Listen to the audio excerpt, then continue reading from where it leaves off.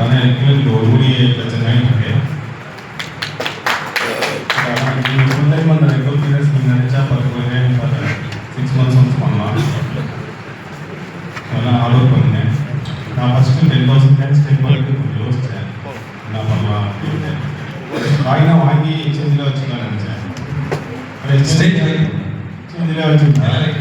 ஒரு 5,00,000 காயின் வாங்கி வச்சுக்கணும். 5,00,000 காயின் அப்படியே தான் இருக்கும். இப்போ ரேட் கொஞ்சம் இன்க்ரீஸ் ஆகிருக்கும். ஸ்டேக்கிங் பண்ணால் மல்டிபிள் பண்ணணும்னு தெரிஞ்சுக்கிட்டேன். ஸோ அதனால் என்னோட ஓன் இன்வெஸ்ட்மெண்ட் இன்க்ரீஸ் பண்ணியிருக்கேன். Thank you thank you thank you. அனைவருக்கும் வணக்கம். என்னோட பேர் மோகன் சுந்தரம். அரண்ய என்னோட ஒரு செய்தி ஒரு 1 lakh இருக்கு. டீம் வந்து ஒரு